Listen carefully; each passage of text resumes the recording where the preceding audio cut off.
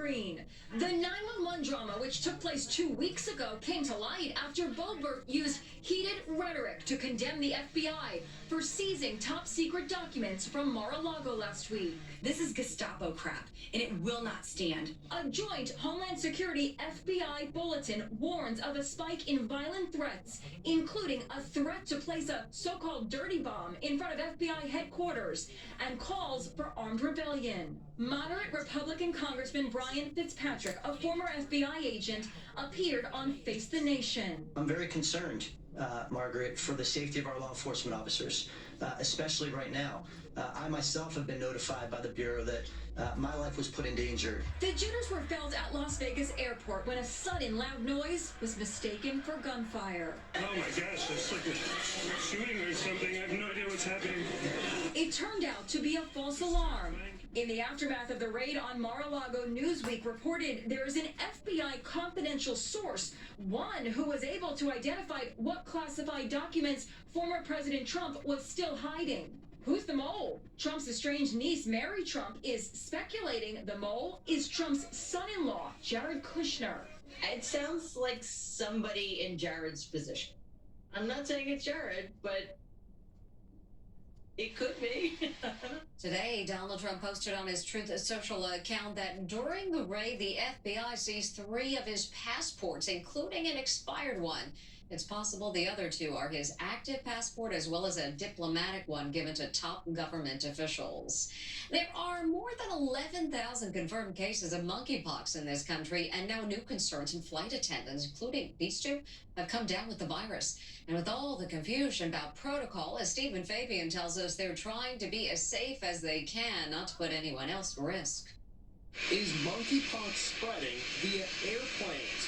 2 flight attendants are speaking out today after they say they got monkeypox, possibly at work. I have monkeypox. I'm a flight attendant. Josh Jones is isolating today at a hotel in Fort Lauderdale. His body is covered in the telltale lesions. I know I've gotten it on the plane or at a dirty hotel or with another crew member may have had it. I just thought I was sick. I just thought I had a flu bug. Minnesota flight attendant Joan Sullivan says she also believes she got monkeypox from close contact with a passenger or coworker, although she's still waiting for the lab results. Are you noticing an uptick in concern from fellow flight attendants? There's concern. I think that in general, flight attendants want people just to continue to be safe and not fly if they're sick. But medical experts say airplanes are not especially risky when it comes to spreading monkeypox. Why? Because unlike COVID, monkeypox is not spread through airborne particles. To catch it, you must be in close contact with an infected person. To the best of our knowledge, we would think that there is a low chance of spread in that type of a setting. The primary mode of transmission is really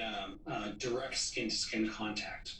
How desperate are people to get the monkeypox vaccine? Here in New York, after the Department of Health announced 9,000 new vaccine appointments, they were all booked in just 2 hours.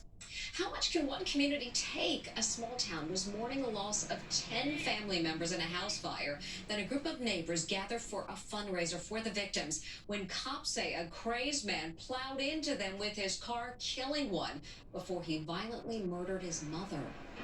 How much heartbreak can this small town take? Tragedy has struck Berwick, Pennsylvania twice in 1 week.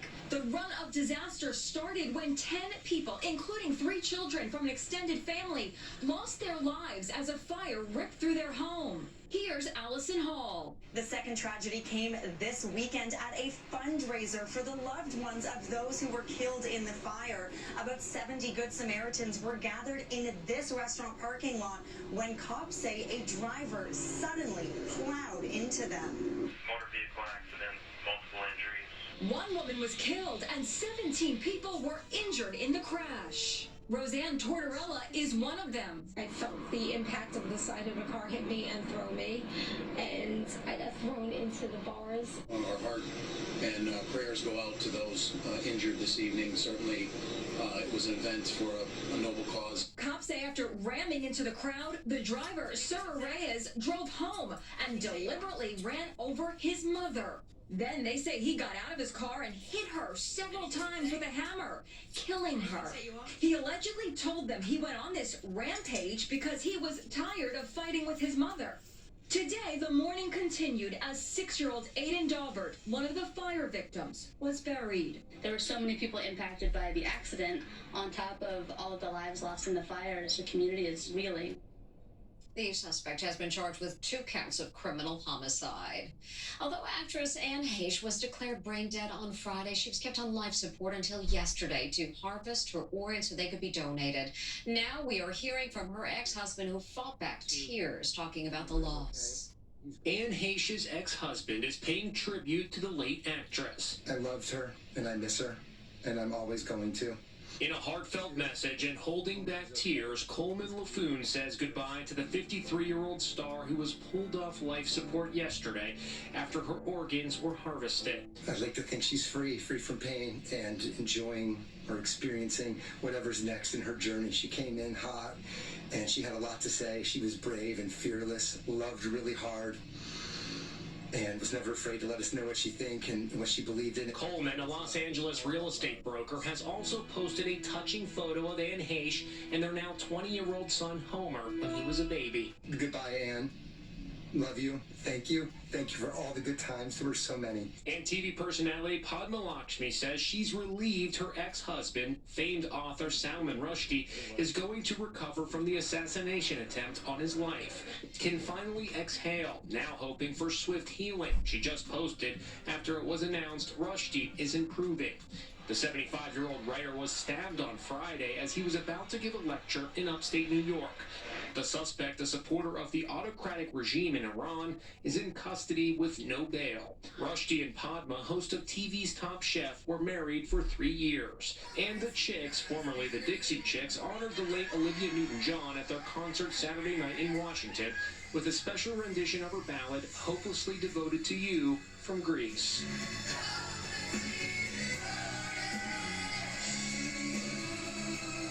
The Chicks called Olivia a worldwide sweetheart.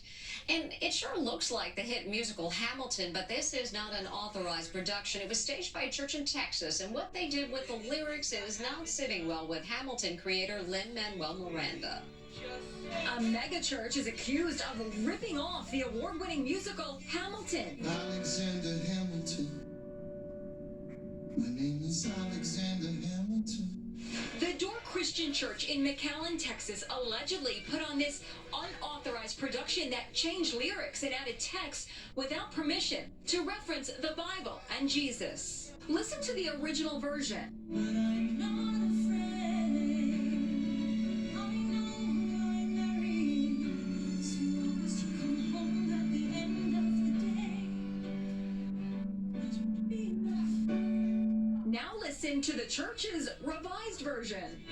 But I'm not afraid. My hope is in Jesus. If you could just give him a chance today, that would be enough. There's more. Here's the original. What is a legacy? It's planting seeds in a garden you never get to see. I wrote some notes at the beginning of a song someone will sing for me. Now listen to the altered version. What is a legacy? It's knowing you repented and accepted the gospel of Jesus Christ that sets men free. You sent your sinless Son of Man on Calvary to die for me. Hamilton has been running here on Broadway since 2015, and there are currently 7 other authorized productions around the world, but the church isn't one of them. Now the show's creator, Lin-Manuel Miranda, is sending a cease and desist letter calling it an illegal, unauthorized production. Legal analyst Royal Oak says it's a pretty clear case of copyright infringement. If the church stops, that may be the end of it, but if they don't, then Miranda can go to court, get an injunction, and big money damages. My name is Alexander Hamilton. Our calls to the church for comment were not returned. And as the title of one of her biggest hits goes, Alicia Keys is in an Empire state of mind. In New York. Alicia Keys belts out her ode to New York City under the bright lights of Radio City Music Hall. These streets will make you feel brand new. Lights will inspire you. Her adoring fans cheered from the street below. What a voice, what a city. New York.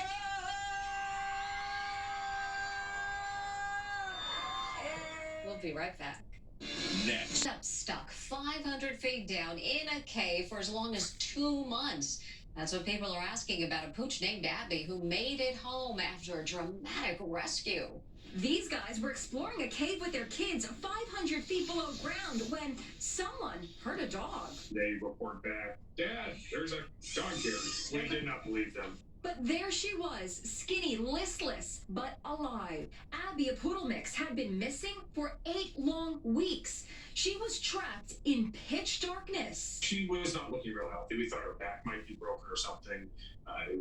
This is not in good shape. Gary Keene and his friend Rick Haley were determined to carry her up to safety. When you initially go into the cave, you're going in about a 2x2 hole. So there's this little teeny crawl hole that goes for maybe 10 feet. Look how narrow the passage has become. They put Abby in a bag to carry her up, all 500 feet. Basically, I would go first.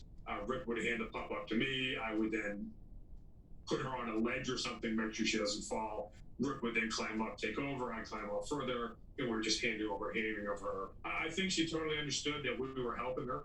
Abby's owners say she ran off back in June and may have been swept into the cave by floodwaters. They had just about given up hope they would ever see her again. As days went on, we figured, well, probably with her age, she probably, didn't know if she just died somewhere or got hit by a vehicle. I guess that was the worst fear, that she would be suffering. And here's Abby today, bouncing back.